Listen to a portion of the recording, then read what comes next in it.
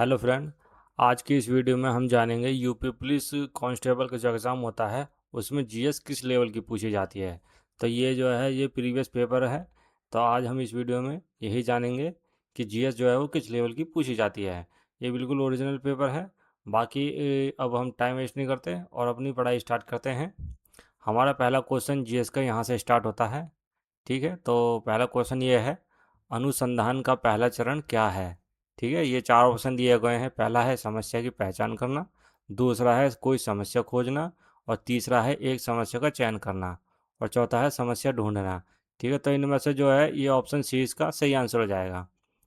अगला सवाल देखेंगे। अगला सवाल है, 18 वर्ष से कम आयु के व्यक्ति के सभी मानवाधिकार क्या कहलाते हैं। तो 18 वर्ष के कम आयु के व्यक्ति के जो मानवाधिकार होते हैं वो बाल अधिकार के अंतर्गत आते हैं, यानी कि ऑप्शन सी इसका सही आंसर हो जाएगा। चलो अगला सवाल देखेंगे। अगला सवाल यह है, सूक्ष्म सिंचाई कब शुरू की गई थी। तो ये की गई थी जनवरी 2006 को, यानी कि ऑप्शन ए आपका सही आंसर हो जाएगा। अगला सवाल है, पूर्व परीक्षण सम्मेलन का मुख्य लक्ष्य क्या है। ठीक है, तो इसका जो सही आंसर हो जाएगा, इसका ऑप्शन थोड़ा नीचे है, ये रहा। इसका सही आंसर है ऑप्शन डी, यानी कि परीक्षण की तैयारी और निपटान विकल्पों पर चर्चा करने के लिए। ठीक है, अगला सवाल देखेंगे। अगला सवाल यह है, सोशल मीडिया जैसे इलेक्ट्रॉनिक साधनों या तरीकों के उपयोग के माध्यम से डराने धमकाने उत्पीड़न का, ये थोड़ा इधर इसका ये थोड़ा इधर हो गया, ये आ गया, उत्पीड़न करने के या किसी अन्य प्रकार के मानसिक पतन का कार्य क्या कहलाता है। तो ये कहलाता है साइबर धमकी के अंतर्गत आती है ये। ठीक है, यानी कि ऑप्शन बी इसका सही आंसर हो जाएगा। चलो अगला सवाल है। अगला सवाल ये है, सोशल मीडिया पर टीबीटी का क्या अर्थ होता है। तो टीबीटी के फुल फॉर्म के बारे में पूछा है। बाकी इसका जो सही आंसर हो जाएगा ऑप्शन ए, यानी कि थ्रो बैक थर्सडे। ठीक है, इंग्लिश में यहाँ पे लिखा हुआ है थ्रो बैक थर्सडे, ये टीबीटी की फुल फॉर्म होती है। अगला सवाल देखेंगे। हमारा अगला सवाल है, क्रिस्पर केस 9 प्रौद्योगिकी का उपयोग किस इसके लिए किया जाता है। ठीक है, तो ये किया जाता है जीन संपादन के लिए, यानी कि ऑप्शन सी इसका सही आंसर हो जाएगा।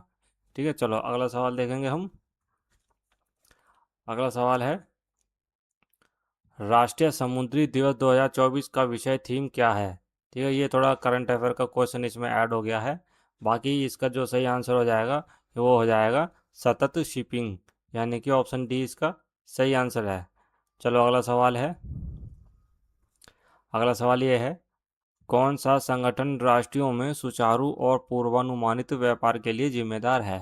ठीक है, तो इसका जो है इसका आंसर हो जाएगा WTO, यानी कि ऑप्शन सी विश्व व्यापार संगठन। अगला सवाल है। अगला सवाल ये है, भारत में मोबाइल फ़ोन पर जीएसटी दर क्या है। यानी कि भारत में मोबाइल फ़ोन पर जो जीएसटी है वो कितने परसेंट लगती है। तो ये लगती है 18%, यानी कि ऑप्शन ए इसका सही आंसर हो जाएगा। चलो अगला देखेंगे सवाल। अगला है, जीएसटी परिषद में कितने सदस्य हैं। जीएसटी परिषद में कितने सदस्य हैं। तो इसमें होते हैं 33 सदस्य, यानी कि ऑप्शन डी इसका सही आंसर है। चलो अगला देखेंगे सवाल। अगला सवाल ये रहा, भविष्य की वैश्विक अर्थव्यवस्थाओं को आकार देने में आर्टिफिशियल इंटेलिजेंस की क्या भूमिका है। ठीक है, तो ये जो है इसके चार ऑप्शन है, चारों ऑप्शन आप पहले सही से पढ़ लेंगे। बाकी इसका जो सही आंसर हो जाएगा ऑप्शन डी, यानी कि यह है नवाचार, उत्पादकता और आर्थिक विकास को प्रेरित करता है। ठीक है, चलो अगला देखेंगे सवाल। अगला सवाल यह है, भारत में महात्मा गांधी के नेतृत्व में सत्याग्रह का पालन सत्याग्रह का पहला सफल उदाहरण था। ठीक है, यानी कि ये इनका पहला सफल उदाहरण था चंपारण, यानी कि ऑप्शन बी इसका सही आंसर हो जाएगा। चलो अगला देखेंगे सवाल। अगला सवाल यह है, भारत छोड़ो आंदोलन किसके जवाब में शुरू किया गया था। ठीक है, तो ये किया गया था क्रिप्स मिशन के जवाब में, यानी कि ऑप्शन सी इसका सही आंसर हो जाएगा। चलो अगला सवाल देखेंगे। अगला सवाल ये है, भारत संविधान का कौन सा अनुच्छेद नए राज्यों के गठन और मौजूद राज्यों के क्षेत्रों, सीमाओं या नामों में परिवर्तन का कार्य करता है। ये थोड़ा थोड़ा इधर हो गया। ये कार्य नमो नमों में परिवर्तन का प्रावधान करता है। मैं इसे थोड़ा छोटा छोटा कर देता हूँ। ठीक है, अब ठीक है। चलो अब ये पूरा हो गया। क्वेश्चन हमारा क्या था? यहाँ पे थोड़ा ऊपर आ गया क्वेश्चन, ये है ये।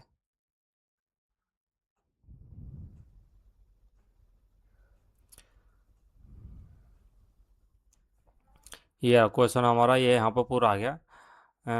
भारतीय संविधान का कौन सा अनुच्छेद नए राज्यों के गठन और मौजूदा राज्यों के क्षेत्रों, सीमाओं या नामों में परिवर्तन का प्रावधान करता है? ठीक है, तो ये करता है अनुच्छेद 3 के अंतर्गत, यानी कि ऑप्शन डी इसका सही आंसर हो जाएगा। अगला सवाल है, रबी की फसलें सर्दियों में अक्टूबर से दिसंबर तक बोई जाती हैं और गर्मियों में अप्रैल से कब तक बोई जाती हैं, काटी जाती हैं? इसका कहने का मतलब ये है। ठीक है, तो यानी कि ऑप्शन इसका डी हो जाएगा, यानी कि मई। ये क्या नाम है, अप्रैल से मई तक काटी जाती है। ठीक है, रबी की फसलें। चलो अगला सवाल है। अगला सवाल ये है, भारत में राष्ट्रीय सुरक्षा गार्ड का उद्देश्य क्या है? ठीक है, तो इसका उद्देश्य है आतंक, यानी कि ऑप्शन ए इसका सही आंसर है, आतंकवाद विरोधी और अपहरण विरोधी अभियान चलाना। ठीक है, अगला सवाल देखेंगे। अगला सवाल यह है, उत्तर प्रदेश का कौन सा शहर हिंदी और संस्कृत भाषाओं में विशेषता वाले शैक्षणिक संस्थानों के लिए जाना जाता है? ठीक है, तो ये जाना जाता है वाराणसी, यानी कि ऑप्शन सी इसका सही आंसर हो जाएगा। चलो अगला देखेंगे सवाल। हमारा अगला सवाल ये है, तो दोस्तों वीडियो आपको अच्छी लगी तो वीडियो को आप लाइक ज़रूर कर देना। और मैं ऐसे ही प्रैक्टिस सेट लेके आ रहा हूँ सभी एग्ज़ाम के लिए, और रेलवे के एग्ज़ाम के लिए, एसएससी के लिए, यूपी पुलिस कांस्टेबल के लिए। तो आप तैयारी के साथ साथ प्रैक्टिस करना भी बहुत ज़रूरी होती है। तो प्रैक्टिस सेट लगाने के लिए मेरे चैनल को सब्सक्राइब जरूर कर लेना। ठीक है, चलो हम अगला सवाल देखेंगे। कौन सा भारतीय अर्थशास्त्री कल्याणकारी अर्थशास्त्र पर अपने काम के लिए जाना जाता है और जिसे 1998 में आर्थिक विज्ञान में नोबेल पुरस्कार प्राप्त हुआ था? ठीक है, तो ये है, इसका सही आंसर हो जाएगा ऑप्शन बी, यानी कि अमर्त्य सेन। चलो अगला देखेंगे सवाल। अगला सवाल यह है, जेन आयर किस लेखक ने लिखी थी? जेन आयर किस लेखक ने लिखी थी? तो ये लिखी थी शार्लोट ब्रांटे ने, यानी कि ऑप्शन बी इसका सही आंसर हो जाएगा। अगला सवाल है, भारत के उपराष्ट्रपति कौन हैं, यानी कि जून 2024 तक जो उपराष्ट्रपति थे वो कौन थे? तो वो थे श्री जगदीप धनखड़, यानी कि ऑप्शन बी इसका सही आंसर हो जाएगा। अगला देखेंगे सवाल। अगला सवाल है ये, 2016 में हस्ताक्षरित भारत जापान नागरिक परमाणु समझौते का उद्देश्य क्या है? ठीक है, तो इनका उद्देश्य था असैनिक परमाणु ऊर्जा और प्रौद्योगिकी हस्तांतरण और सुरक्षा मानकों में सहयोग करना, यानी कि ऑप्शन बी इसका सही आंसर हो जाएगा। अगला सवाल देखेंगे। अगला सवाल है, किसी क्षेत्र के अंदर और बाहर लोगों की आवाजाही को क्या कहा जाता है? ठीक है, तो ये कहा जाता है प्रवास, यानी कि ऑप्शन बी इसका सही आंसर हो जाएगा। अगला सवाल है। अगला सवाल ये रहा, अलीगढ़ मुस्लिम विश्वविद्यालय की स्थापना किस वर्ष की गई थी? ठीक है, तो ये की गई थी यानी कि 1877 में। ये ऑप्शन सी इसका सही आंसर हो जाएगा। चलो अगला देखेंगे सवाल। अगला सवाल यह है, निम्नलिखित में से कौन सा पदार्थ मुख्य रूप से अम्लीय वर्षा के लिए जिम्मेदार है? ठीक है, तो इसका जो सही आंसर हो जाएगा वो हो जाएगा सल्फर डाइऑक्साइड, यानी कि ऑप्शन सी इसका सही आंसर हो जाएगा। अगला देखेंगे सवाल। अगला सवाल है, कौन सा देश पवन ऊर्जा का दुनिया का सबसे बड़ा उत्पादक है?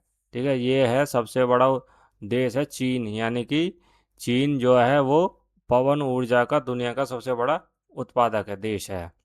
अगला सवाल है। अगला सवाल यह है, आक्रमण वह होता है जब कोई कंप्यूटर सिस्टम या नेटवर्क कंप्यूटर वायरस से संक्रमित हो जाता है। ठीक है, तो ये यहाँ पे आपको एक ऑप्शन फिट करना है। यहाँ पे खाली जो डैश जो दिखाई दे रहा है ना, इसको एक और इन चारों में से जो सही विकल्प है इसको यहाँ पे रख के वो पूरा ये क्वेश्चन, ये जो आंसर पूरा हो जाएगा। बाकी इसका सही आंसर है ऑप्शन ए, यानी कि फिशिंग। ठीक है, अगला सवाल देखेंगे। अगला सवाल यह है, ट्विटर एक पर आधारित संचार मंच है। ठीक है, तो इसका जो सही आंसर है वो हो जाएगा एसएमएस, यानी कि ऑप्शन बी, एसएमएस। ट्विटर के द्वारा जो है ना आप किसी को एसएमएस कर सकते हैं, मैसेज कर सकते हैं। चलो अगला सवाल है, भारत लिपु लेख दर्रा किस देश के साथ साझा करता है। ठीक है, तो ये करता है नेपाल के साथ, यानी कि ऑप्शन बी इसका सही आंसर हो जाएगा। अगला सवाल देखेंगे। अगला सवाल ये है, दक्षिण कोरिया में कौन सी मुद्रा का उपयोग किया जाता है। दक्षिण कोरिया में कौन सी मुद्रा का उपयोग किया जाता है। तो आप जो भी जब भी किसी भी एग्ज़ाम की देने जाओ तो आप एक बार सभी देशों की मुद्रा के बारे में जरूर पढ़ के जाना कि किस देश में कौन सी मुद्राएं चलती हैं। ठीक है, बाकी इसका जो सही आंसर हो जाएगा वो हो जाएगा ऑप्शन डी, यानी कि रिंगिट। यानी कि दक्षिण कोरिया में जो है रिंगिट मुद्रा चलती हैं। अगला देखेंगे सवाल। अगला सवाल यह है, लाओस की राजधानी क्या होती है। लाओस की राजधानी क्या है। तो इसकी राजधानी है वियंतियाने, यानी कि ऑप्शन बी इसका सही आंसर हो जाएगा। चलो अगला देखेंगे सवाल। अगला सवाल यह है, सितंबर 2016 को समाप्त तिमाही में भारत के सकल घरेलू उत्पाद जीडीपी में कितने परसेंट की वृद्धि हुई थी। ठीक है, ये करंट अफेयर का क्वेश्चन है। बाकी इसका जो सही आंसर हो जाएगा ऑप्शन बी, यानी कि 7.3% की वृद्धि हुई थी। ठीक है, अगला सवाल देखेंगे। अगला सवाल यह है, विनय पिटक पुस्तक किससे संबंधित है। विनय पिटक पुस्तक जो है वो बौद्ध संघ के नियम से संबंधित है, यानी कि ऑप्शन ए इसका सही आंसर हो जाएगा। अगला सवाल है, जीडीपी डेटा की गणना और जारी करने के लिए कौन सा भारतीय संगठन जिम्मेदार है। तो ये है भारतीय प्रतिभूति और विनिमय बोर्ड, यानी कि सेबी, शॉर्ट फॉर्म में बोला जाए तो सेबी। ऑप्शन इसका ए इसका सही आंसर है। अगला देखेंगे सवाल। अगला सवाल यह है, कौन सा रूसी लेखक मनोवैज्ञानिक उपन्यास क्राइम एंड पनिशमेंट लिखने के लिए प्रसिद्ध है। ठीक है, तो ये प्रसिद्ध है फ्योडोर दोस्तोवस्की, यानी कि ऑप्शन ए इसका सही आंसर हो जाएगा। अगला सवाल है, अगला सवाल यह है, सूर्य का प्रकाश पृथ्वी पर लगभग कितने समय में पहुंचता है। तो ये पहुंचता है 8 मिनट 20 सेकंड में, यानी कि ऑप्शन ए इसका सही आंसर हो जाएगा। चलो अगला देखेंगे सवाल। सवाल यह है, भारतीय संविधान सरकार की संसदीय प्रणाली का प्रावधान करता है, यह प्रणाली किस देश के नमूने पर आधारित है। ठीक है, तो इसका जो सही आंसर है वो हो जाएगा यूनाइटेड किंगडम, यानी कि यूके। ऑप्शन सी इसका सही आंसर हो जाएगा। अब देखेंगे अगला सवाल। सवाल यह है, एमपीसी का पूर्ण रूप क्या है। एमपीसी की फुल फॉर्म इसमें पूछ रहा है। ठीक है, तो इसका फुल फॉर्म होती है मॉनेटरी पॉलिसी कमेटी, यानी कि ऑप्शन बी इसका सही आंसर हो जाएगा। तो बस इसके जीएस के क्वेश्चन सिर्फ इसमें इतने ही थे। ठीक है, तो आपको ये वीडियो देख के एक अंदाज़ा हो गया होगा कि यूपी कांस्टेबल के लिए जो जीएस पूछी जाती है वो किस लेवल की पूछी जाती है। तो आप इस वीडियो को देख कर अच्छे से प्रैक्टिस करके जाना। ठीक है, अब हम आपको मिलते हैं अगली वीडियो में। और वीडियो अगली अच्छी लगती है लाइक ज़रूर कर देना, और मेरे चैनल को सब्सक्राइब ज़रूर कर लेना।